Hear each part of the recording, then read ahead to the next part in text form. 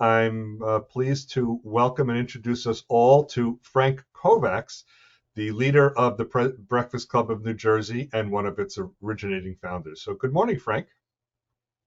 Good day, everyone. Welcome to the Breakfast Club. The Breakfast Club was formed following 9/11 to help the people that lost their jobs due to the tragedy. And then over the years, many changes like outsourcing, economic and financial problems that the country had faced, numerous other concerns like keeping pace with all the changes in technology and its impact on jobs drove a need for the group to continue. The reason being, we look at not only while in transition, but the best defense is a strong offense.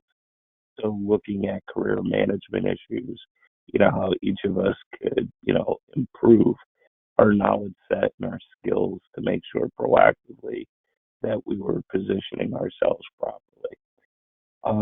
We have a great following of people that are alumni of the group that continue to remain, very active in attending the meetings so that when new people come on board to attend the meeting that are in transition, not only do they get a lot of help from people who have accumulated a lot of knowledge and ability to assist over the years, we're a pay it forward group, and those people do so just to help out and give back to the community, which a lot of our new members like, because then they in turn follow the lead and the example set by our longer term members. And they continue to come and they continue to build their skill sets and be proactively managing their careers so that they can weather the storm and position themselves right and understand all the latest changes that are coming out. Um, so today is one such change. When we started the group, there weren't even things like Yahoo groups, LinkedIn, Facebook. All of those things came up after the group was founded. And then as these new venues and functionality came out from these different social media offerings, we explored them significantly. And they've gone through many, many iterations over the year with adding different capabilities. So it was important to stay abreast of them and supply our membership the insights of how to use them properly, how to, have a better approach leveraging them so that they can differentiate themselves and actually have an advantage in comparison to the other people in job search who may not have those same insights. So today we're continuing in that vein. We have another long-term member who today is going to focus on the different advancements and how to leverage the technology for better results. And with that, I'll turn it over to Jerry Payton, who with David jointly run our group's presentation committee to introduce our topic and speaker. Thank you, Frank. Good morning, everyone. We have an excellent speaker for you today, and let me introduce him. Ed Hahn is a LinkedIn trainer, recruiter, and job seeker ally with a passion for networking and helping professionals return to the workforce. As a veteran of several industries, including publishing, financial services, and software, Ed has a keen understanding of and appreciation for the skills and traits valued in a wide range of environments, regulated and otherwise. Ed has been a corporate recruiter at Cenlar FSB since December 2019. He has also been a LinkedIn user since 2008 and a LinkedIn trainer for a dozen years. I'd now like to introduce Ed. Good morning, everybody. Jerry, thank you so much. Guys, it is such a pleasure to be back at the Breakfast Club. It's always a special thrill for me to be able to do it. And frankly, I do appreciate very much this morning that we're meeting virtually, frankly, because looking out that window, it ain't very pleasant. That was not going to be a fun drive, you know? Um, so listen, folks, I am very I'm very big on interaction If you have questions, pop them in the chat, like David said. He will be happy to read them. Um, and then I will be happy to address them. I may defer to a later point in the presentation, okay? Um, but it's not that I don't want to address it. It's just that there might be a better time to do so. All right. Now, as those of you poor fools who have seen me present multiple times know, I have a tendency to speak very quickly. I'm acutely aware of this, but I'm not great at noticing when I'm doing it. All right. So if anybody should feel that I'm going a little too quickly over something, I'm going to ask that you please, as a courtesy both to myself and to the other attendees this morning, say something. All right. Is that fair? So we're going to talk about a couple things. Like it says right? We're going to talk about LinkedIn, your job search, and you, and what in 2023 is particularly salient for you as the job seeker, right? So let's get into this.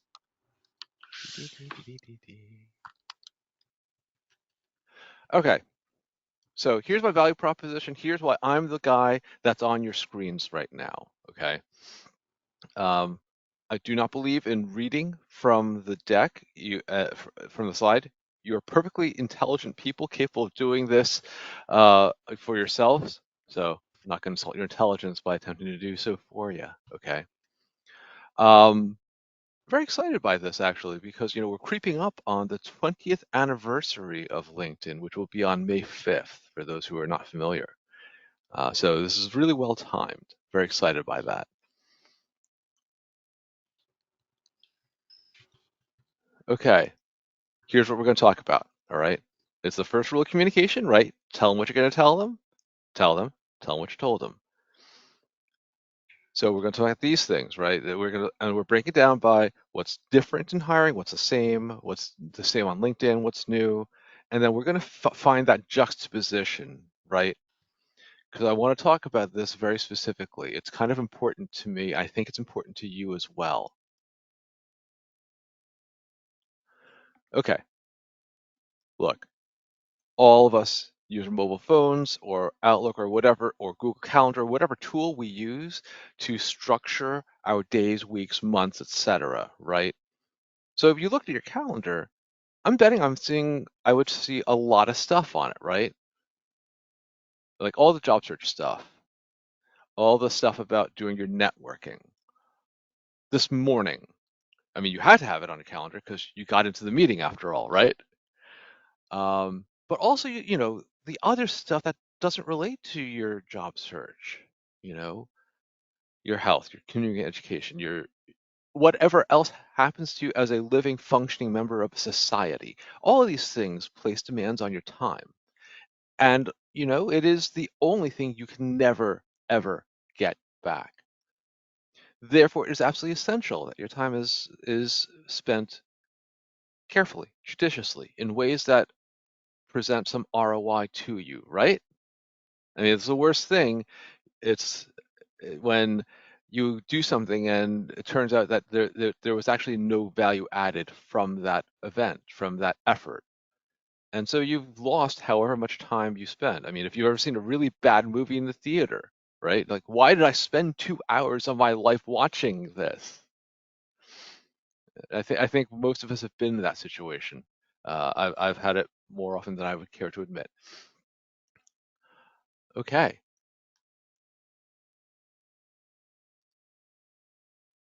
So here's some steps that I think are important in helping you optimize the expenditure of this exceedingly finite resource, right?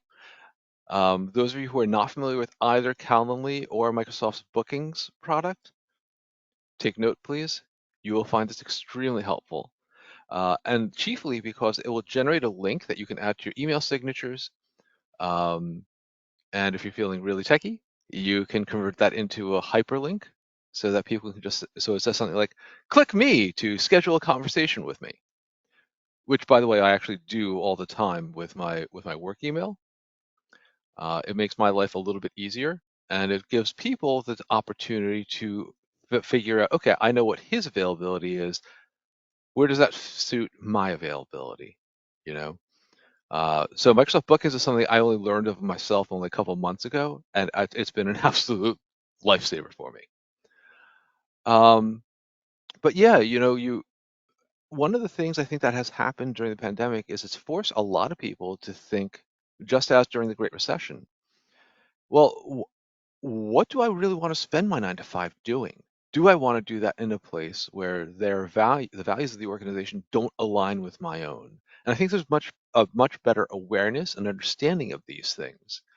Like if I was in a job search right now, there are several very well-known, very high-profile organizations that I know I would never, ever want to join because their values are very different from mine. And I don't feel that my time being expended in that way makes sense.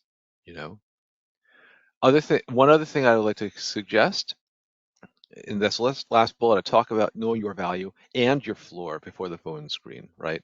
So the phone screen is obviously the conversation you have with people like me, the recruiter, before you actually get to speak with an actual hiring manager in a proper interview. Every corporate recruiter out there, every single one of us, when you get into that screen, is going to ask you, okay, so what is your target compensation? Because those of you who have been following this know that it is unlawful in many jurisdictions, and thankfully a growing number of them, to ask what was your current or last compensation. I absolutely love this because especially if you took a survival job, why should that dictate the ceiling of your compensation? It doesn't make any sense. And I think a lot of people have taken survival jobs in the last several years. This is one of the reasons I really cheer this law, why I'm so glad to see that it has indeed been spreading across the country. It makes me very happy to know. But you need to know what your value is, right? And you also need to know, okay, maybe the target budget doesn't align. What can I accept? And that is absolutely critical. Now, me personally, look, job search is hard. We all know it. I've done a bunch of them over the years, right? It's a tremendous pain, and one of the greatest sources of stress in any conversation with a recruiter I know is, so what are you looking to be paid? That question, because it comes up all the time, right? Know what your value is, know what you can accept. Present that information. Look, sometimes the budget won't align, and that's okay. Some orgs undervalue positions, some orgs simply don't pay very well, like numerically, in terms of actual dollars and cents that hit your checking account. Other orgs, so there's some compensation type things in terms of benefits and other things they might offer. There's a shockingly small number of employers, although there are some, that will fully pay for your medical benefits. That's rare. So if the numbers don't suit, shift immediately then into, okay, talk me through the benefits. What other forms of compensation are available for this role? Absolutely critical. And you want to know that before the interview, that phone screen, because they're going to ask. And you want to make sure that the budget and your targets are aligned. Because if they're not, why would you waste your time moving forward? Does that make any sense at all? Because I really don't think it does.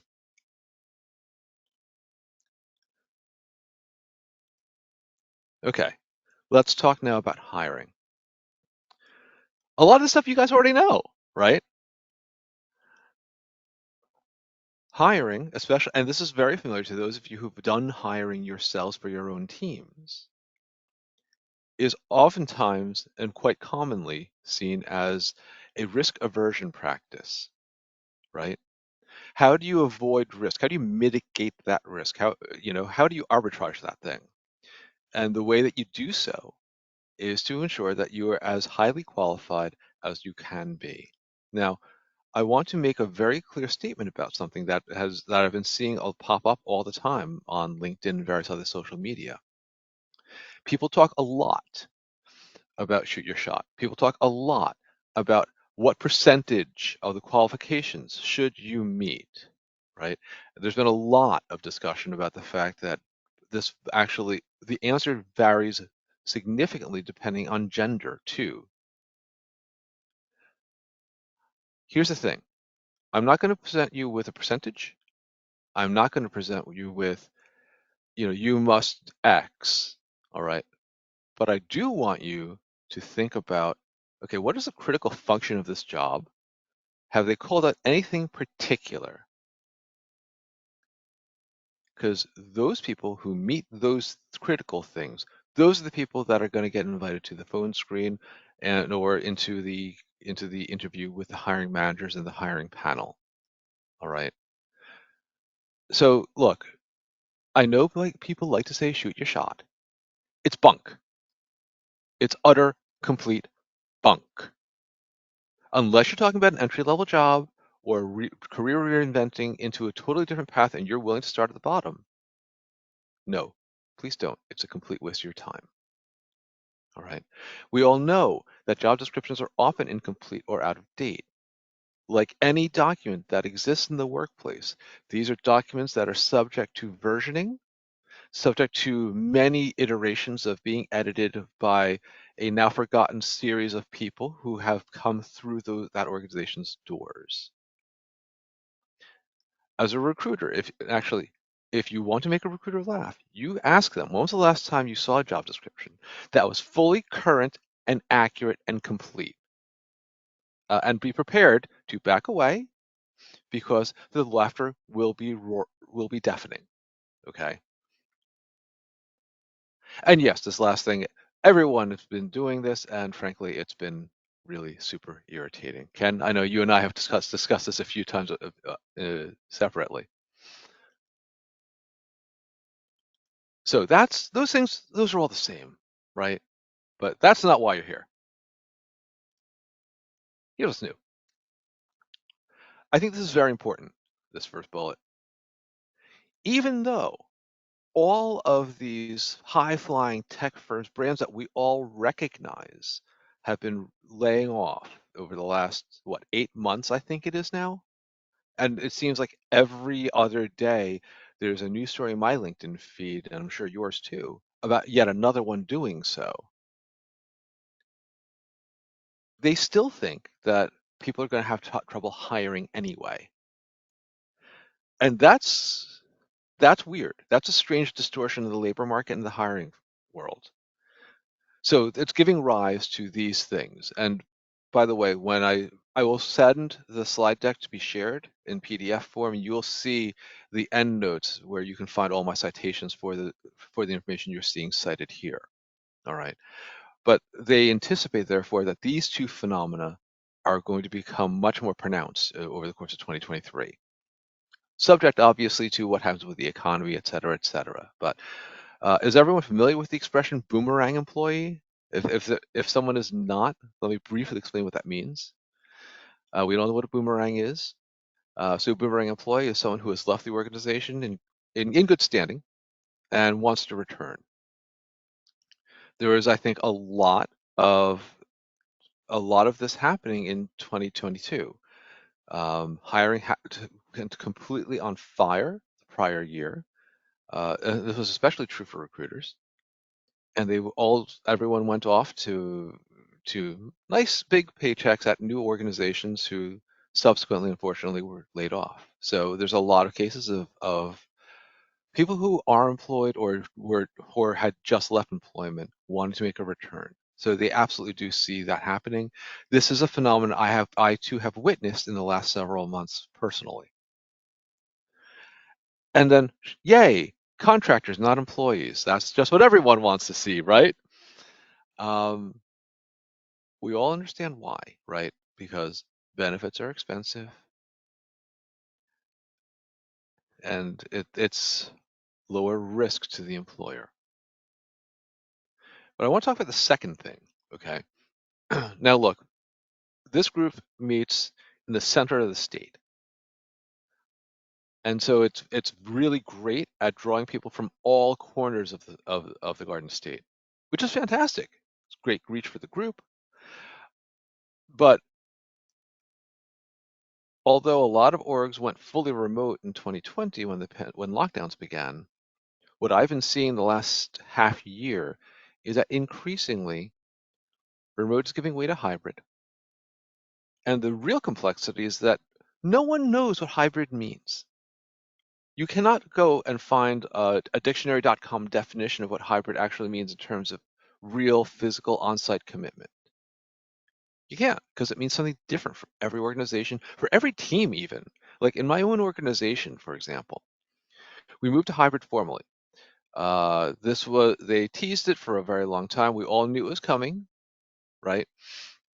And what hybrid at my organization means, generally speaking, is 4 times on-site every month. Every month. Now, I've seen a lot of job postings and I've talked with a lot of people about hybrid and how their respective organizations are implementing it. This is among the lightest asks for an on-site presence I've ever encountered. Ever. I mean, because anytime you go lighter than that, you're de facto remote anyway, right? But it's absolutely critical for those of you who are looking at jobs and looking specifically for hybrid work, because most of us prefer that over fully on-site. You need them to clarify exactly what hybrid means. Because, for example, if you are commuting from, say, Middletown into Manhattan, that's one thing. And you can probably do that a couple times. Doing that 100% on-site, however, as we often were doing pre-pandemic, that's a different ask. That's a very different ask. And I understand NJ Transit has certainly not improved its service over the years. So please, please, when you see the position described as being hybrid, get clarity on what that really means. Okay. Last thing. So everyone's been talking about ChatGPT in recruiting circles. This has been by far the biggest conversational topic for the last 5 months. As soon as we all learned about it, that's the thing that recruiters do. We say, oh, what's this new thing? Let's figure out how we use it to do our jobs. And recruiters are no different from most other professions in this respect. But yeah, absolutely, this is something that's coming. I don't think anyone's really great at it. I don't think that there's got a lot of great use cases. What I think you're going to see, and the way this is going to manifest, is that, look, I've seen examples of text generated by ChatGPT and other generative AI solutions. And you know what? It's fine. If you're reading some random term paper, that's the level of writing you can expect. But you know what? For like 95% of business communication, that gets the job done. So what I think you're going to see is that in organizations that begin implementing this, is you'll see this in the form of simple tactile and operational kinds of questions like, hey, when are you available to have a conversation about this opportunity? When can we connect? That kind of very operational, very tactical kind of conversation. I don't think anyone's going to make the case that you should conduct an interview using ChatGPT or similar technologies. I don't think anyone's going to really make a strong case that you should absolutely go ahead and prep your interview question responses in this fashion, although I know people are doing this research. But I don't think I've seen a strong proponent of it. These things, however, certainly are coming.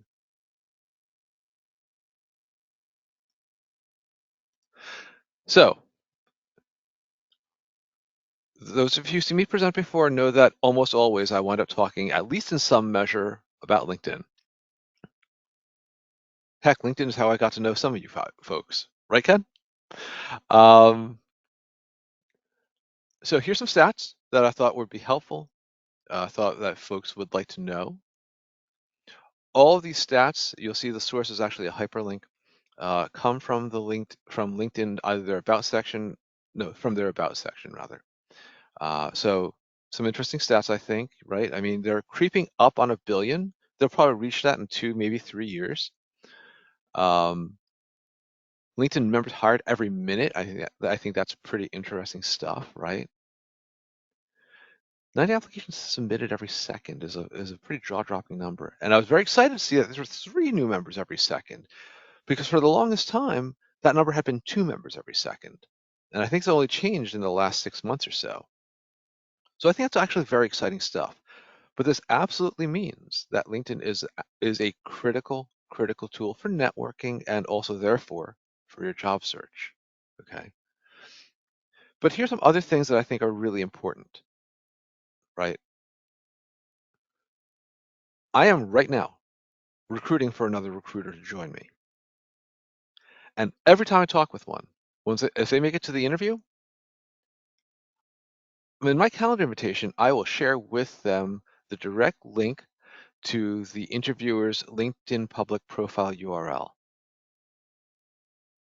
And I do that because honestly, it's a time saver. Because with a recruiter, I know they're going to do it.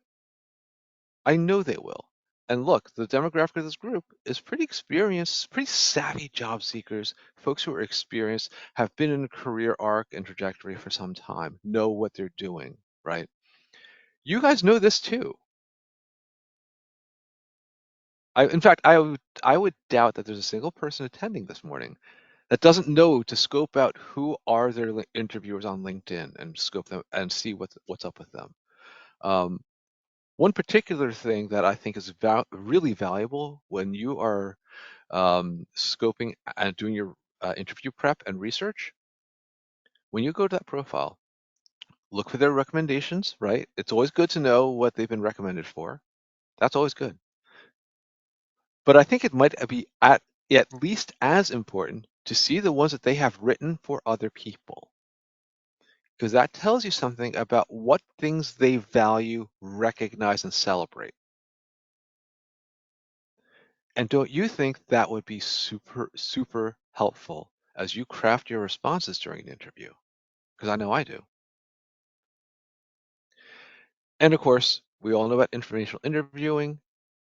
LinkedIn is the single best place to go look for candidates to do for informational interviewing, right? I mean, how else are you going to find people who are already at the organization where you want to work? If you're not going to use personal network, boom, LinkedIn. Okay.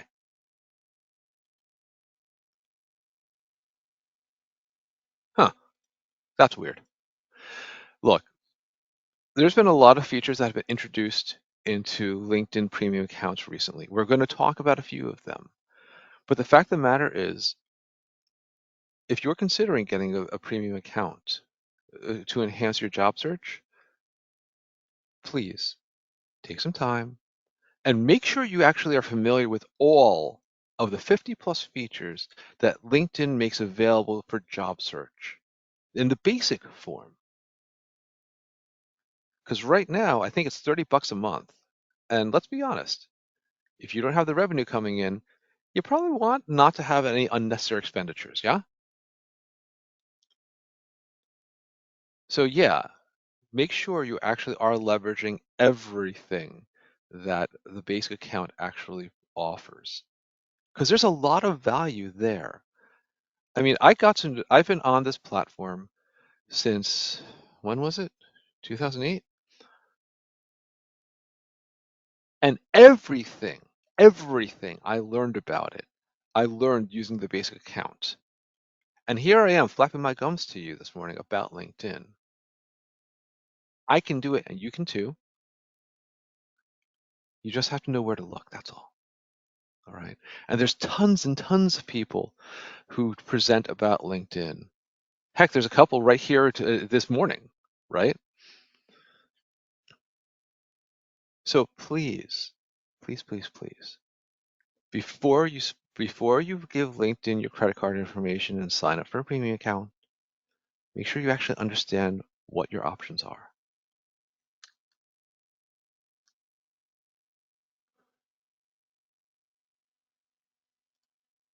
Okay, now here are some hidden gems, some features and abilities that people don't often recognize. Okay, great. You found the interviewer that you'll be speaking with 2 days from now. What's their presence like on LinkedIn? How do I find that? How do I scope out, what they participate, what kind of conversations they have, what kind of posts they publish, right? So this is very simple. Now I'm talking strictly in desktop mode because this could work in mobile, but it'll be a little bit trickier. Open up the profile, go to the URL right at the top of your web browser, and I don't care what web browser you use, it doesn't really make a difference. But tack on / recent dash activity to the end of it, and you will see everything that they've been up to on LinkedIn. Everything. So they published something, they commented something. If they reacted to something, whether a comment, post, article, what have you, it's going to be there. Now, people can say all manner of things about themselves on their profiles, and it might sound great, right? But if you scroll through their recent activity and you discover that this person's a raging jerk, right? Because unfortunately, some people don't understand that LinkedIn is not Facebook and that it's visible to the entire universe. Some people don't get that. So that's a person who's significantly lacking in self-awareness. I would put it to you that this is probably not a person you want to be reporting to. Now, here's another thing that I'm a big fan of. People send me invitations to connect all the time. I usually get about a dozen or so every day. Some of you guys get a lot more than that, and that's great. But, listen, I don't connect with just randomly anyone. I'm very selective about the people that I permit into my network. I do this for two reasons, but increasing in the last several years. One of the reasons I do so is because LinkedIn has become a preferred tool for espionage, both corporate and non-corporate. And I want you to think about that. All right. And look, scammers and spammers have always been around on LinkedIn, and they, of course, are going to continue to grow as the site continues to grow as well. We all know about that. But I want you to think very carefully about this, okay? There's a lot of this. There's been a couple of news articles about the use, especially by state employed actors. So just be aware of this. All right. Now, here's the thing you can do. Because you have an option when someone invites you to connect. You don't have to simply decline or accept it. You have a third option. And here, that URL I've shared here, pop that into your web browser. This brings you to a feature called the Invitation Manager. And from here, you can choose to reply to the invitation to connect without accepting it. Because this is a fun little back channel into being able to message somebody on LinkedIn without actually being connected with them. The last thing I want to talk about, okay, folks, you know how on Amazon, Netflix, any of these platforms that we use, consume all the time, right? And then once you've watched, bought, whatever something, it will helpfully suggest, hey, other people who have bought or watched this are also interested in this other thing, right? Because every time you buy or watch something, you are training the algorithm of that platform. This is what I like. I enjoy this. I want more of it, is what it's learning from this experience. You've been hearing about the expression machine learning. That's what this means. Okay. LinkedIn works the same way. Now, I know a lot of people log into LinkedIn, and listen, the fact is, on average, people spend a mere 17 minutes on this platform every month. Not day, not week, month. Okay. And this means that there's a lot of people who log in LinkedIn, see their feed, and haven't really chosen to engage it in a meaningful way. Maybe they don't see anything of interest in it. And that's great. That's fine. That's the way it's going to work because you have told it nothing about what you do or do not want to see. So instead, what you do is you train it. For example, a lot of you guys know who Lisa Rangel is. She's a career coach, recruiter, and someone I'm very proud to call a personal friend. And she has a newsletter filled with job search tips. And most of her pitch is to the executive level, but a lot of it is very broadly applicable. I have trained my newsfeed algorithm on LinkedIn so that every single time Lisa posts something, it shows up in my notifications on LinkedIn. Every single time, the moment it goes up, or within minutes of it. And I'm very excited by that because I think she has great, great content. And the way I have trained the newsfeed algorithm in this way is by clicking on the post, by reading it, by commenting on it, and then using a reaction emoji. And that marks a trail, which you will see in my recent activity, incidentally, when you want to go do that. That marks a trail. And it also tells the newsfeed algorithm on LinkedIn, hey, I like what Lisa published. I want to see more of this stuff. And so I've been doing this for, good gravy, years. And so that is absolutely one of the first things I will ever see in my notifications. Now, if you're not having this happen, identify some people that you know you want to see, right? Like Ken or Alex, who are here this morning. I'm so thrilled to see both of you. Thank you. Who post fairly often on LinkedIn also. Go to their profiles, look at their recent activity, look at their posts, and actually engage with them. Don't just read them. That helps, but comment on them. Because when you comment, which takes time and takes effort, LinkedIn and the people who do these things understand that is the biggest resource that you can expend on your time on LinkedIn, your time, right? Your time. And that's why the newsfeed algorithms weight comments so heavily. So do this with a couple of their posts, and you'll be guaranteed of seeing it. I personally used to recommend 10. I think it's probably lighter than that now, but absolutely do that.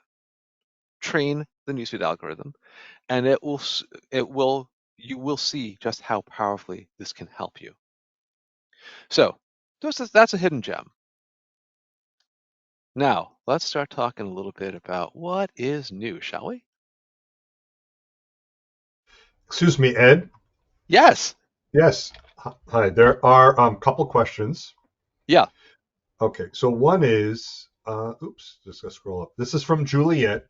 Can you cover the difference between a free LinkedIn account and business paid one? What are your feelings about Sale Navigator? Okay, so that's really three questions, Juliet. Thank you for the question. It's a good one. I kind of glossed over the entire basic versus premium accounts thing entirely. But someone always asks about it, so I should have been prepared. Okay, so the basic account is the one that everyone started out with, right? Your question was very specifically, though, about business paid premium accounts. Now, I there are, probably, yeah, Ed, I probably made an error there. okay, I'm just wondering what is the difference between a free account and a paid account? What are yeah, the additional values it gives you? LinkedIn is okay, very expensive, right? it is. So when you pay for the next higher account and Sales Navigator, it really starts to become, north of Yes. $150 a month. Yeah, and So I that's not wanted to sustainable. understand the differences and, Sure. how long should you be having a paid account and how long so what is the value there? Thank you. I appreciate the clarification, Juliet. So the value, ultimately, if you actually compare the features of the respective kinds of premium accounts on LinkedIn, you'll see that the prices do not climb linearly, but they do follow a pattern. And the pattern they follow is based on the number of in-mails they award you every month. That is the big difference. Now, for job seekers, I typically don't consider premium to be especially useful. I don't because number one, the in-mail, you're going to use this because you want to communicate with someone who is at a target employer in the vast majority of cases. If you just go to your favorite search engine and type company name, email, format, it will tell you, here's how they format the email addresses at this employer. Very simple. So what's the value add of the in-mail? I don't see it. Now, there are, of course, other features and benefits that come along with a premium account. Those include things like LinkedIn Learning, which I know a few folks are big fans of. You can do a couple of things with LinkedIn Learning. In fact, I know one of my connections actually put up actually two of my connections put up courses recently on LinkedIn Learning. So that's very exciting. So yeah, obviously there is some value to be had there. Absolutely, no question. Now there is the networking one, which I think is the $30 a month, and I think if memory serves, that gives you 5 InMails a month. And then you go up, I think it goes heavier and heavier. So Sales Navigator specifically, I mean, it's designed for sales professionals, right? It gives you prospecting tools. Now, I'm not especially well versed in Sales Navigator. It does give you an awful lot of InMails, but I wanted to draw a distinction between the entry-level premium account, right? I think the professional one and the other ones. One big advantage of that the other premium accounts have that this one does not, I've recently learned, is that if you conduct a certain number of searches on LinkedIn as a basic account holder, you will eventually encounter what they have termed the commercial search limit. You have searched so much that LinkedIn is convinced that your purpose is commercial or business in nature, and no, you have to pony up now for a premium account of some kind. No one knows what that number is, and honestly, who can possibly keep track of how many searches they actually conduct? Now, Sales Navigator, Recruiter Lite, and Recruiter, those bypass the commercial search limit. That to me is the big advantage of those higher end premium accounts. That as well as the InMails, but as previously discussed, I don't consider the InMail especially valuable in the vast majority of cases. You know, there are other features, and I'm going to get into some of those, Juliet. So I'm going to ask that you bear with me so that I can get to those in a bit. Is that all right? Okay, David, I know you said there were a couple other questions. Yeah, it's related to the earlier bullet point about receiving invitations. Uh, Yes. what is your observation about these? They look like fake accounts, maybe invitations from different people with the same picture, or an Hmm. invitation of someone who is my robust profile but has very little profile information of their own, and so forth. Hmm. So here's what I'm going to say. Number one, I would encourage you to, if there's a profile picture, do an image search of that profile picture. See what comes up. You might very well see, a fashion model or a stock photo or things of that kind. Now, there is a carve out because in the last 5 or 6 months, people have been using generative AI tools to generate random photos that look real, but represent a person who has never existed before. So be aware of that also. All right. Um, but as a general rule, and man, this is really for you because you're going to see it a whole lot more. You will see an invitation from someone who objectively is very attractive, right? And they have some really interesting credentials. Maybe they got their MBA at a top flight school, they did their education overseas, and they work in a position that, what in the world is that position? What does that involve? And they'll invite you to connect, right? There's a word for this, and it's pronounced a scammer. And when I see them, I report them to LinkedIn, which is an option in the invitation manager. And you can say, I don't believe this represents an actual person. I forget the exact phrasing that they use, but that is my go-to response for anything that looks suspect of that kind, without fail. Because frankly, I see that as being protective of the people who are already in my network. I certainly don't want to admit that person to them and give them access to it. Because look, if you get an invitation from someone and I'm a common connection, you might think, especially if you've known me for a while, you might think, oh, well, if Ed knows him, well, this might be legit. We all do that, right? It's the halo effect. So that's how I would answer that question. Does that fully address the question? I think so. Thank you. Also, there's Okay. another question online from Jim. Can you switch back to basic after paying for premium? Jim, great question. The answer is yes.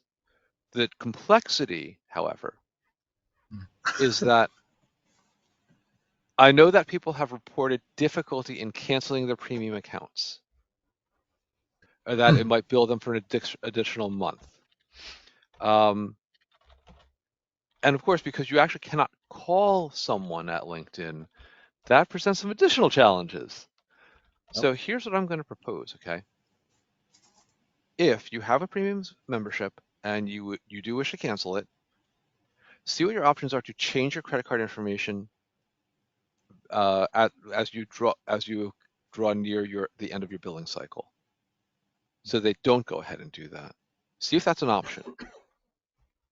If not, then I would recommend that you write a post on LinkedIn tagging the LinkedIn Help account, which is their first level support via social media.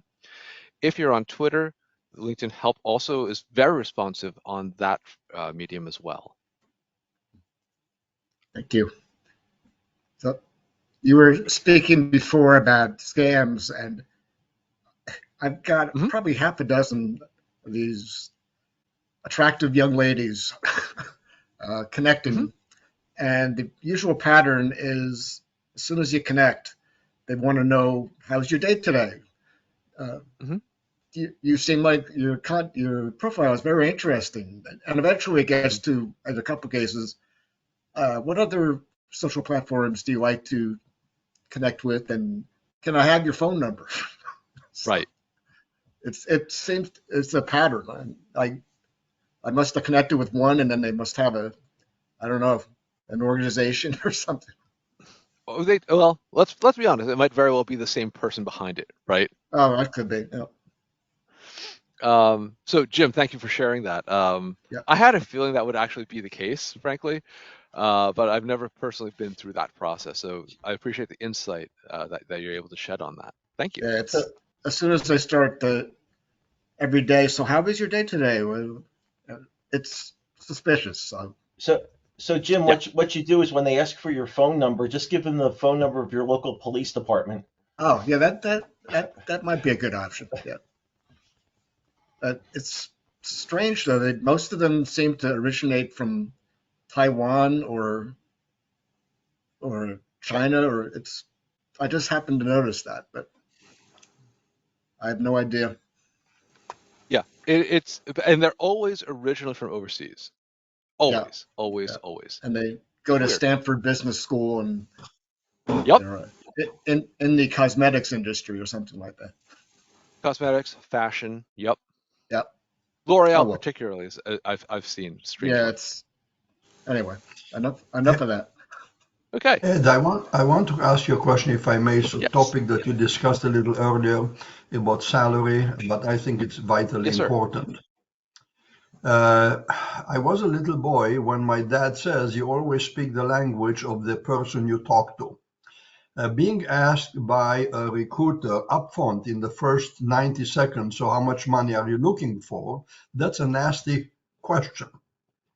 The way I guide the people I work with is this. Let's say your salary is between 100 to 100, the range is 100 to $130,000. Okay. If you say I'm looking for $130,000, you have too much competition. Your chances are that the recruiter will drop you. So my guidance to them is this. Tell them I'm looking for 95 to 130. Keep the recruiter on the hook. You are now very attractive. Let them invest some time with you. Let them interview you. Let them fall in love with you. They love you so much, they extend you an offer and they say 95. But most likely, if they love you, they will not give you 95. They will give you 105, 110, and so forth. But if they come back with 95, it is absolutely within your right to say, now that I've learned so much about your company, I wish I would get X, 100, 105, whatever. In worst case scenario, they say, no, you said 95. Well, I changed my mind. You have the right. If they're nasty to you, you have the right to change your mind too. I think it's important, folks. Like Alex said, you have the right to change your mind, obviously. But it's really important, I think, that everyone understands that you are interviewing them too. If you feel that you are being disrespected, if your time is being wasted, you see that theme coming up again. That's a big problem because listen, I know that everyone likes to make analogies between the hiring process and job search and dating, right? And there's a reason for it because it's apt. You are on your best behavior just like when you're dating during this process. And you know what? They are too. So if you're seeing them at their best and this is what you're getting, that's a real problem, don't you think? Like during the day, during the pressures and stress of this kinds of things that you do when you're on the job, what will that be like then? So be aware of that. Remember, it's called enlightened self-interest, and you absolutely need to be your own best advocate because no one else is going to be. Thank you, Alex. Okay, I'm going to move on. Okay. So here's a couple of things that are new that I really, really like. So LinkedIn's had a resume builder. You can build a resume from the basis of your existing LinkedIn profile, and that's been in place for a while. But this is new, where they will tell you, hey, we've looked at 900 million profiles, and people who have this job title often have these keywords. And you have them, that's good. But here are ones that maybe you didn't, that you don't seem to have that others do. I think that's helpful as the dickens, right? I mean, if you've come up and especially if you have spent your entire career at one organization, so you know to call a thing X, but outside of the organization, everyone calls it Y. That is super important information you have, don't you think? I think that's really, really important because it doesn't matter what your former employer called it. No one cares because they're not your former employer. They want to know that you got to speak in the language that people understand. Because otherwise, why are you bothering, right? I mean, I could be delivering this entire presentation in different language, and are you getting any benefit out of it? No, of course not, because you can't understand what I'm saying. So I need to make sure that I communicate to you this morning in a way that you find accessible, comprehensible, just like any other kind of communication, right? So that's why the keyword vetting thing I think is so important, you know. Now, when you start talking technologies, obviously these are brands that are trademarked, blah, blah, blah, blah. So we know the way that's supposed to be spelled, right? Certifications, same deal. But for other things, I think this is super important, folks. For those of you who care about such things, because I think there's often one, or there's at least someone in your life that might also, you can now set up your job alerts to identify fair chance employers. Now, fair chance employers are those who are open to hiring people who come from a background where they may have been incarcerated. I think this is actually really, really important stuff. Some industries can't do this, like financial services can't typically do this. Other highly regulated industries typically can't do this. Certain job functions, such as finance, typically, depending on what the charge was, can't do this. But for those of you who are in that population, you need to know this. And I think this is absolutely a good thing that LinkedIn is introducing. And I'm kind of wondering why it's taken so long for this to come out to the platform. Okay. Now, I hope that as you have all been building your target employer lists over your search, you have also been following the company pages of those employers on LinkedIn. Because you can. And we can see that you've done so. We also cannot see for how long you have been doing so. So if you have an interview tomorrow and you haven't already done it, boop, start following. But there is coming a feature where when you look at a company page, that you will have the opportunity to say, hey, I'm interested in continuing my career with you guys. Setting the stage, obviously, for a conversation to take place down the road. So they're calling it I'm interested. Doesn't mean I'm interested in a specific position, but I'm interested in having an exploratory conversation. And I think that's very cool, right? I mean, listen, I have been a huge fan of Lego brand building blocks since look, I have shirts that are older than how old I was then, okay? And I'll tell you something. If they needed someone who could do what I do and had a work situation that would be harmonious with my physical location, it is not. I've already looked many times. I would absolutely be interested in continuing my career with Lego. You know, I mean, they have I don't know if you've ever scoped out their company page, but they post some really, really cool stuff. And it's fun because who doesn't love Lego? So yeah, that's absolutely a thing you could do. Maybe your ambition is to work for a firm such as, say, any of your FANG firms, right? Facebook/Meta, Amazon, Apple, Netflix, Google/Alphabet. Follow them. You know, just about all of them hire in our area, after all. And then the last thing that's new, and again, not rolling out to everyone yet, so this is still coming or in the process of rolling out. When you see jobs, you have the opportunity to share your resume data with recruiters. Now, what this means on a practical level is that number one, you must already have a resume saved in your LinkedIn profile, right? And you handle that through the Jobs tab in the LinkedIn menu. But as long as you have it, boom, there.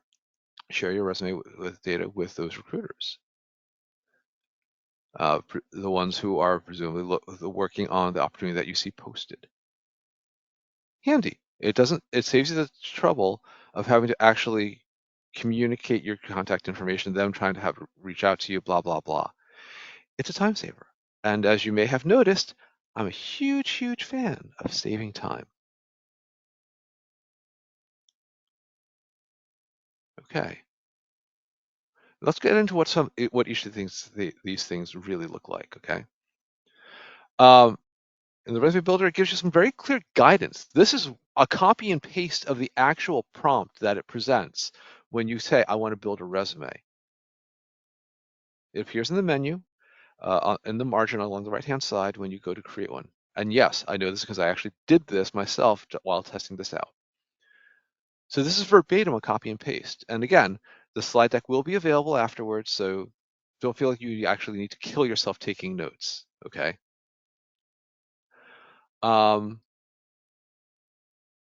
I particularly want to call out some really excellent stuff in those final 3 bullets, though, because that is super guidance, absolutely super guidance. Number of bullet points, action verbs, I love action verbs. Drove in particular is one of my very favorite action verbs to see in a bullet on a resume, right? Because it speaks both to level of engagement, sustained effort, and a leadership role that you took, whether formal or informal, right? I mean, you can still be an individual contributor and still drive stuff.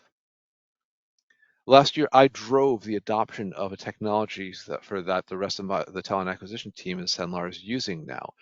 I cannot even tell you how excited and proud I am of actually having accomplished that. And you better believe when I'm going to sit down and write my resume, that is the first darned thing that I'm putting in a bullet. First. And then, of course, the call to action about numbers and percentages. I mean, if you can't put a metric on it, no one understands what it was. Very straightforward. So Resume Builder, it leveled up, Next thing, keyword insights. Now, I know that you cannot possibly read the screen capture that I'm sharing here. I know you can't. It's very, very hard because your screen is a foot away from your face and the font is very, very small on your screen. I know. And that's part of the reason why I want to make sure the slide deck is available to everybody afterwards. All right. But I'm telling you, this is based on my own personal experience having done this. Okay. And it's calling out keywords that I have. And here's the things that you don't have. And by the way, you probably want to have these. You know, some of them are absolutely right. Some of them, not so much. But but this is really, really helpful guidance. And this is something new that we haven't seen out of the LinkedIn Resume Builder before. So I'm very excited to see this feature.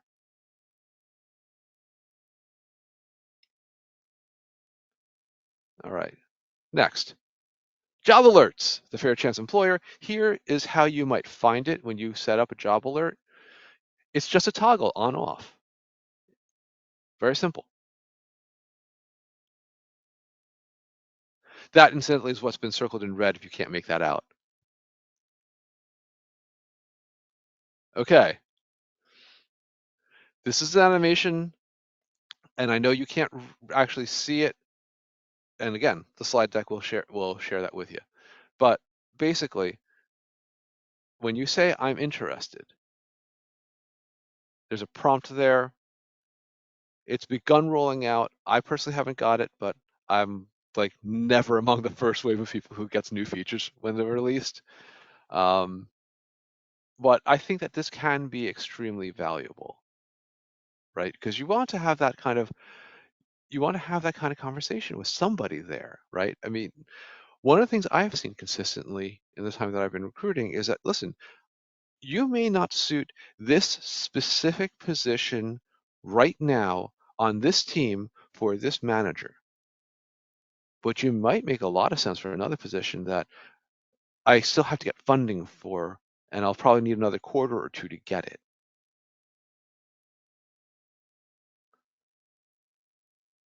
So this is a really super way, I think, of trying to get there, right? I mean, more conversations are better, especially with, if this is one of your target employers, right? Okay. So that's the I'm interested thing. Oh, excuse me, Ed. There's another question. It's posted by Yes. Juliet. Hi, Juliet. Hello. Yep. I also feel that your LinkedIn picture is very important and worth a professional photo. For some, say $130. What is your thought? Juliet, that is a fabulous question. I'm so glad that you raised it.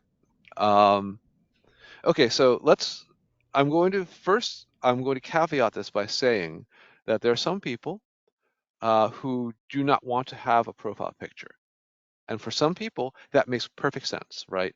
There are some people who are just intensely private. There are some people who may have experienced identity theft, stalking, or harassment. There are some people who might have religious objections. There is certainly a major world religion that doesn't want representations of people. And all of these are completely legitimate. So I'm going to assume, for purposes of the rest of this answer, that this does not apply. Okay. I personally view LinkedIn and its utility to job search, obviously first as a networking tool, second as a job search tool, because the second flows from the first. And part of being effective in networking is your personal branding, right? We all know Alex Freund is the interview coach, right? We all know that's his branding because most of us had the fortune of actually meeting Alex in person, and if you haven't, you should, because he's amazing. Love Alex. Your check's in the mail, Alex. The reason I'm talking about this, though, is that there's three things that accompany your LinkedIn profile everywhere it goes on the entire platform, okay? Your name, your headline, and yes, your profile picture. So don't you think it would make sense for your profile picture to represent your personal brand? I certainly do. Now, I don't think it's strictly necessary for everyone to have a professionally done headshot. I don't. Because number one, that's not me. As you may have noticed, I'm fairly animated. And so a studio shot, that doesn't really show me that way. I prefer the way I currently am doing to have something that's what do we call those? Informal shot, right? That works for me and my branding. But let's say that, perhaps you work in a very buttoned down industry, right? Whether that's financial services, pharma, law, what have you. And so you need it to look a little bit more serious, and you need to be more posed. And then, okay, yeah, sure. I totally get that a professionally done headshot makes sense in that instance. But for the majority of people attending today, I don't think it's necessary. I don't think there's a significant value add there, you know. And also, I feel like 130 is kind of expensive for a professionally done headshot. There are less expensive options available. Julia, does that fully answer your question?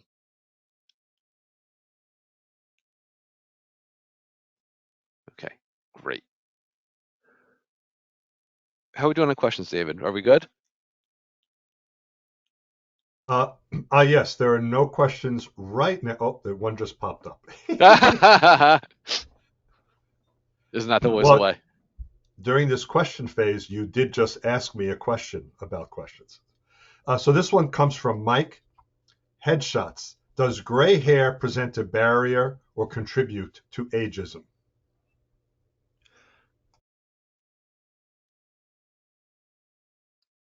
That is a very good question, and it's an important one. I'm aware that people have some concerns about perceptions of age and the very real practice that ageism does take place in the hiring. I'm not going to try to dispute that. Okay. I will, however, say this: if that is an employer where that is going to happen, or the hiring manager or hiring panel where you will be subject to ageism based on your perceived age, that employer does not deserve your skills and talent. Does not. And frankly, I don't think a lot of organizations that would allow that to be a factor. Now, there are some cultures where perceived age is a benefit. I come from one, or at least I have that heritage. I remember in a different group one evening, a very senior fellow, who liked to call himself an alchemist, said that when he walks into a room with certain demographics, he's got white hair, and that reassured them because he was working with a lot of folks who were substantially younger than him, and so the stakeholders they were meeting with said, "Oh, good, there's an adult in the room." So that's another thing. That's something to consider. I don't think it's a sensible thing for people to discriminate on that basis, right? It's something you have no control over. And quite honestly, just like any other thing you have no control over, it's a stupid, stupid thing to discriminate about, like any form. But if they do you really want to go through the process? Because they're going to see what your hair looks like someday, aren't they? Increasingly, as employers are moving to hybrid rather than fully remote, they're asking for on-site interviews as a final round, right? Or they're going to have team get-togethers every now and then. They're going to find out. And if that's a problem, wouldn't you rather save yourself the aggravation and time sink of going through this process when, to be honest, they're jerks? I don't think that's sensible. I don't think it makes any sense at all.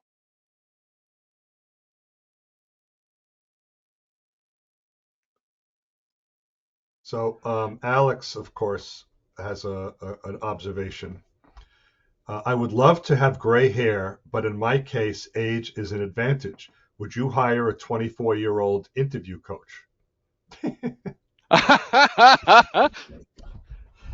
Alex, I didn't know Alex. I didn't know there were many 24-year-old interview coaches with gray hair. You may find some. I don't know. Did you have gray hair before you became an interview coach? I wouldn't want to become an interview coach if that causes more gray hair. All right. So let's move on to the next thing. All right. So again, another animation. And I'm going to apologize because I think that when I send the deck, the animation may not actually work. So I do apologize for that. But I thought looked good on the screen. Yeah, what we'll probably get, Ed, when you send it as a PDF, there won't be animation. There'll be the complete slide. Okay. Anyway, so when you share your resume, you have this option to share all the data with the recruiters when you apply. So that's a very simple thing, right? Because you do have the option of just applying with your profile. And I'm going to tell you right now, as a recruiter, please don't do that. Please, please, please, please, please. And the reason I ask that you not do that is because, number one, I hire in hybrid. I need to know where you are.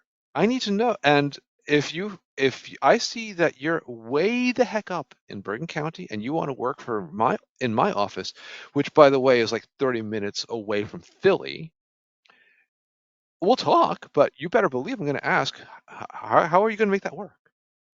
Like logistically, how do you do that? Because it ain't going to be a lot of fun. I will tell you right now, it's probably about a 2-hour ride, especially during rush hour. You want to sign up for that? Okay, but don't you tell me that you didn't know before going into it. Other reason is I also have all of your contact details that way. I have your phone and email, right? And I'm probably going to want to email you or give you a call. I also will have all of your bullets. That's the reason I want to talk with you, to find out what your bullets are. You've invested however many hours carefully, painstakingly crafting these things, showing that you kick butt at what you've done, that you have delivered really amazing results. Why would you deprive someone of the opportunity to see that? Who are you not to share your awesomeness? Share it, please.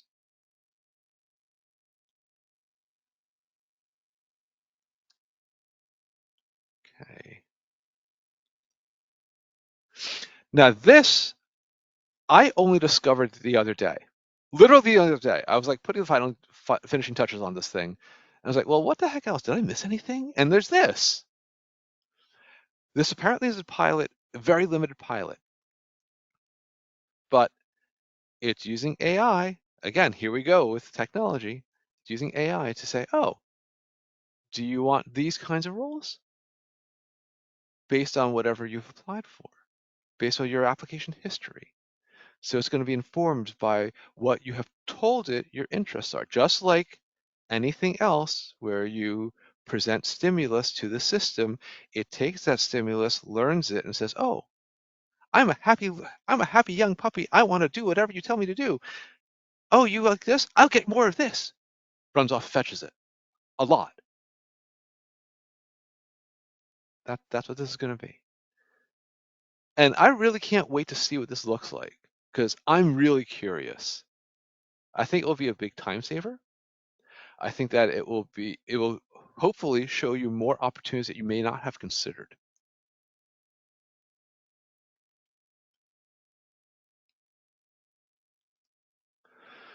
So let's talk now, since we've talked a lot about time, the usage thereof, about maximizing your ROI, right? These things are the same, right? Zig Ziglar said, if you aim at nothing, you will hit it every time. And he's right. You got to know what you want, and you got to know what you offer, your unique value proposition or unique selling proposition, depending on whose book you read, right? You got to know these things. That has always been true. That has always been true. This too is the same. You build and you propagate your personal brand on your profile. And then your presence, as discussed earlier with the recent activity, right? You got to make sure those things are aligned. That's all the same.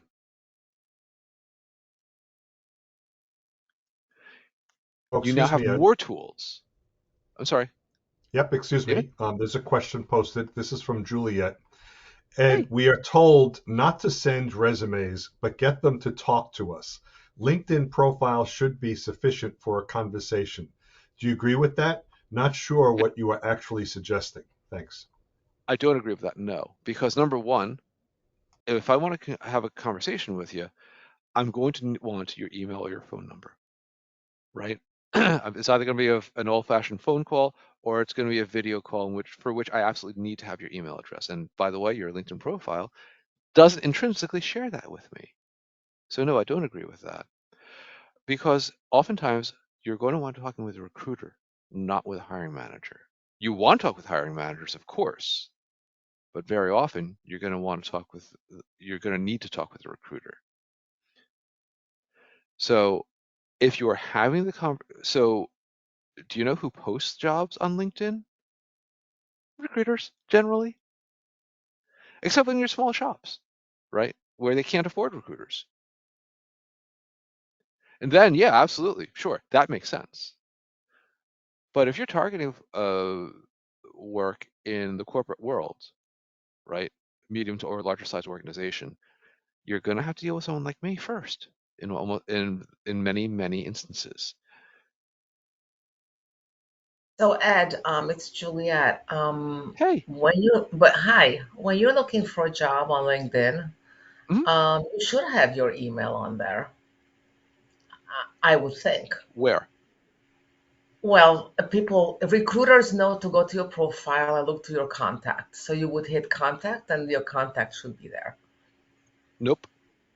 By default, LinkedIn shows no one your contact information except your first degree connections. Recruiters cannot see that unless you've chosen to share that with other people. Right. And so then it's a function of how many. Then it's a function of how many degrees of connection there are. If you look for a job and you're there and you say open to work, right? And then you basically open it up to recruiters, no? Does nothing for your contact information at all. Nothing. Okay, so maybe it's because I have premium LinkedIn, because I go to people's profile, I hit on contact, and I can see if they listed it or not. And some do, and some don't. Yes, because Juliet, see how many of them are first degree connections or how many are not, because that's the difference. Okay. Okay. Other question? Okay, moving on. No, nothing else, Ed. Thank you.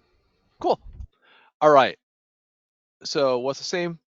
Okay, we talked about these things. Yeah. All right. So here's what's new, right? More tools to vet the employers that you're targeting, the teams that you may be interested in working in, the hiring managers that you know you want to be talking with. And again, I think that there are some really great tools that have been introduced in 2023 and are coming in 2023 that will help you save time. So that's kind of the long and short of it.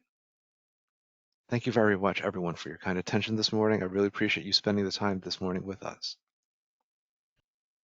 Well, thank you, Ed. Thank you very much. You know, Ed is always a wealth of information, and it's apparent by the interaction you got this morning that people really wanted to hear and understand exactly the value of the information that you have. And of course, Ed, as always, thank you for being a terrific supporter of job seekers, the Breakfast Club of New Jersey, and all that you do. I did put Ed's contact information in the chat, but while we still have him here, if you've got a question or so, now would be your time. Otherwise, we'll very soon wrap up the meeting. And AMA time, right? Ed, it's John Sampson. Thanks for doing this. Are you a fan of the Open to Work banner or not? Forgive me, John. I'm not sure I heard the question correctly. Let me have it again. Are you a fan, as a recruiter, of us putting the Open to Work banner on our picture? That is a fabulous question. Thank you very much, John, for raising it. I'm a huge fan, absolutely huge fan. I want to explain why that is. Every recruiter who is looking for talent on LinkedIn, which, by the way, is almost all of us. There are exceptions, but almost all of us. We like this because I know that you're going to be more responsive to me than someone who doesn't have that. I know that you're telling me that you are open to having this conversation with me. I love that. And for those of us who are using the Cohiba of LinkedIn Premium accounts, which is known as LinkedIn Recruiter, distinct incidentally from LinkedIn Recruiter Lite, we can filter for people specifically who are open to work. And this matters to us a great deal because when I send you an InMail, right, it's not like I'm sitting on an unlimited supply of these darned things. As we discussed earlier in response to one of the questions Juliet asked earlier, the difference between the various kinds of basic and premium accounts. The way that LinkedIn values the premium accounts is based on the number of InMails allotted. Now, LinkedIn Recruiter gives, I think, something like 300 InMails a month. 300. And most recruiters are typically working on, let's call it, between a dozen to 2 dozen different hiring needs at any given time. Okay? Do the math on that. How many people can they InMail for each of can they afford to InMail for each of these respective positions? Yeah, it's Elizabeth. Give me just a sec. Let me finish making the point. Okay, go ahead. So the challenge then is that I need to be judicious about how I expend my limited number of InMails. And if you're open to work, I'm very confident that you will at least open the message and respond to me, which I cannot say is the case for anyone else. All right. So that's my feeling about it, John. And so there was a question from Elizabeth. Yes. What do you do if you have open to work, you're looking, but you don't want your employers to see that? How do you manage that or navigate it? Great question. And good morning. So the way you navigate it is very simple. When you set up open to work, you will see that it gives you the option to show it only to show it either to everyone in the world or only to members who are subscribed to the LinkedIn Recruiter platform. Now, this will prevent people who are employed at your same organization from seeing that you have displayed the banner, or really just about anyone else. However, to do so successfully requires that in your LinkedIn profile, your current employer, the way you've listed it, matches the name on the company page of that organization. That's the mechanism whereby LinkedIn tries to protect you from that. Okay, so you need to be very, very careful and make sure that the way that it looks aligns with the way the name appears on that company page. Okay. Ed, does that mean that it's going to match on the company based on the company name in the company page? Yes. What if the company is the ABC company, and I type the ABC company but don't select the one that's in LinkedIn's profile as a company page? Then you need to fix that. Okay. Immediately. So, right. So it's really going on that specific match, not just the fact that I typed it in. Okay. Very good. Thank exactly. Because it has no other way of knowing which specific employer you're talking about. LinkedIn is, at the end of the day, it's still a computer and it only knows what we tell it, right? It can't infer that you mean this specific ABC company. Very good. Ed, I recently turned on the open to work option, and it was like the floodgates opened, and all of a sudden I started getting all these recruiters, and before that nothing was happening. So I'm assuming they're linked. So Oh, absolutely, Jim. Absolutely. Yeah. And here's the thing, right? When companies lay off, right, they also don't need recruiters anymore. So recruiters are often part of the layoff. So the fact that I'm actually currently hiring for a recruiter has put me in a bit of a catbird position in that respect. But the ones who remain are working their butts off to try to find people, because you know what? If right now you're hiring when a lot of other organizations are laying off, you got a lot of competition for the folks who that you want to get, So that makes complete sense. And Jim, I appreciate you sharing that insight and your experience. Yeah, nothing was happening before I made that change, and then all of a sudden I didn't add up 2 and 2 to get 4, I guess. I finally dawned on me, that's because I'm open to networking now. So in my case, it's helped out. So that's great. Thank you, Jim. Okay. Anybody else before we wrap up? Just a final question, Ed. Any thoughts about the job market for all of us today? I'll say this: the job market, it's kind of hard to speak to, right? At least for me. And you actually might get a better answer by directing that question to Alex or to Ken, because my area of focus specifically is on the hiring needs in my organization, right? I can tell you that we're hiring. I know that a lot of organizations obviously are not, but some absolutely are, and it really depends on what industry, what organization, how they're positioned for what they perceive to be a difficult economy at least for the short term. I would say, however, that as a general rule, and knowing Breakfast Club in particular and the demographic here, listen, if you're a cybersecurity professional, if you're here, I'm a little surprised because from what I've seen, people are hiring like mad for your skill set right now.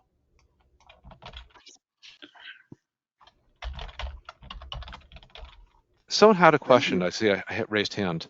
I see two. Hi there, Ed. I just had a quick question. The other day, I think you gave me a vernacular of shooting your shot, and I think I did that because I was kind of, as you said, getting inundated with like interviews and what have you. But in my day, and I referred, and it was a negative connotation, and I realized it probably don't want to be called a headhunter, I'm assuming, versus recruiter.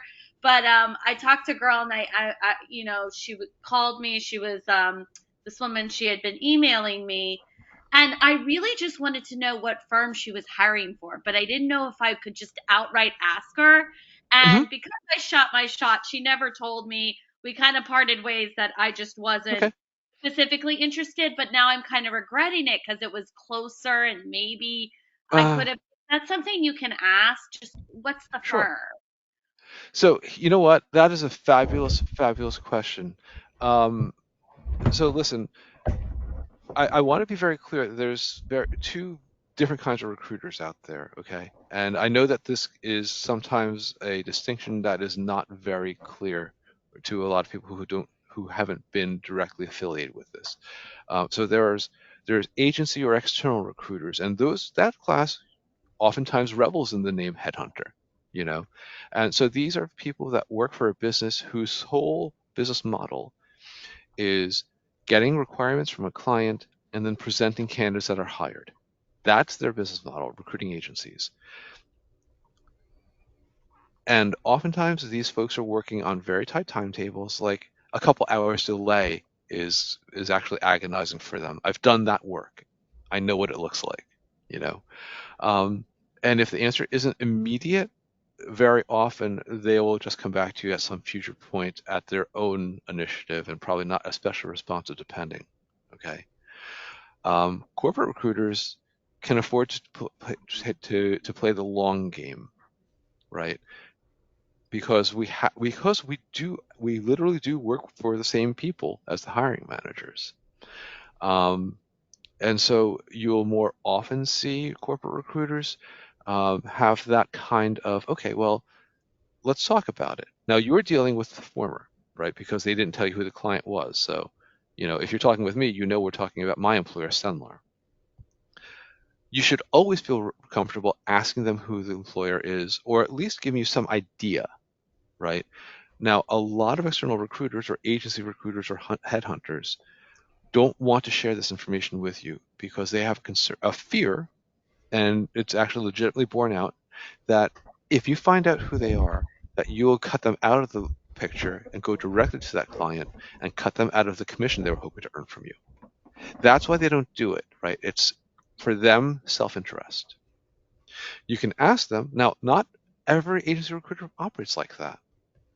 Some are very proud to tell you, oh yeah, I work exclusive. I work with whoever this is, and that's great. So those of you who've been to a couple of these gatherings are probably familiar with Janelle Rosino, who is an external recruiter, has been doing this for her own business for a very long time. Also, one of the very early members of this group, and she'll be very happy to tell you, oh yeah, I'm recruiting for IBM or whoever the heck it may be. But so if they don't tell you, that tells you something, right? Thank you. I know it's kind of a non-answer, I know, but it's the closest and most factual information I can give you.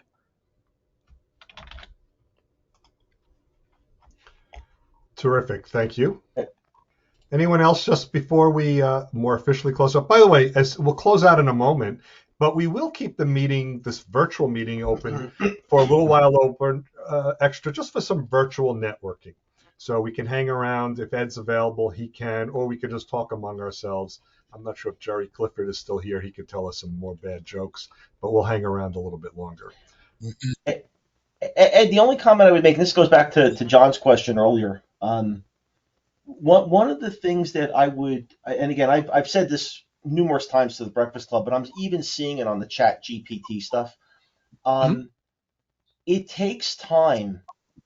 Do not overlook this investment that you need to make to keep current. And I would tell you, even this week, for the amount of work I've put in the Chat GPT over the past, whatever it's been now, 5 months, even this past week, I had 2 or 3 new learnings that if I had not put the time in, I wouldn't have been able to extract that. Because everyone, when they see this Chat GPT stuff, it's like, oh, I'm going to be in front of a chat client, I'm going to tap in a bunch of things, and I'm done. And it is so much more than that. And I mean, I'm seeing the opportunities starting to avail themselves left and right. So the message to me is you just got to keep current even in this market, because those are to your earlier point on the cybersecurity, those are the people getting picked up. So you got to show some depth of investment would be my soundbite. I think that makes a great deal of sense. People need to, keep pace, right, George? You got to keep pace. You got to keep pace. They keep pace in his house. I keep pace in my house. And next week, just to show you how crazy this is, now all of a sudden everyone is screaming about ChatGPT 4 is coming out next week. And I'm like, but if you don't know how the damn thing works, and, like I'm on a project that just started up this week about how you would bring ChatGPT into an organization. And it was just interesting to watch all the different people that were on board for this. And it was through that mechanism I actually learned something that I didn't know about these engines. And again, it was just fascinating reading last night. But again, now I have that in my toolbox, and it's one of those things where if somebody came up and wanted to quote unquote tech me out, I might not be writing the actual code, but I now have a much better appreciation as to how you would implement it within an organization. So George, don't worry, because the ChatGPT 4.0 was written by ChatGPT 3.0. Right. So right. The funny part is I remember early in my career, when they've actually tried this. The funny part, all this, self-generating code. I remember one vendor came in and says, yeah, we used the product to build the product. And I'm like, how the hell did you do that? Like, it was just so silly. But just hold that thought for a moment, because why don't we more formally wrap up the meeting? We'll keep the session open to talk about other things, about whether it's Chat GPT or whatever we're going to talk about. Just want to let you know, we will be right back here virtually, the Breakfast Club of New Jersey, on April 8th. We meet always on the second Saturday morning of the month. So wake up nice and early, get your hot cup of coffee or tea, and join us. Next month, April 8th, will be Jerry Crispin. He is an HR professional, but that's really understating it. He's an HR, human resources researcher and analyst, has great insight into the hiring practices, the market, and such. And he's going to facilitate really an open conversation about current hiring trends, technology impacting hiring, and other things related around the hiring practice. You're not going to want to miss Jerry Crispin next month.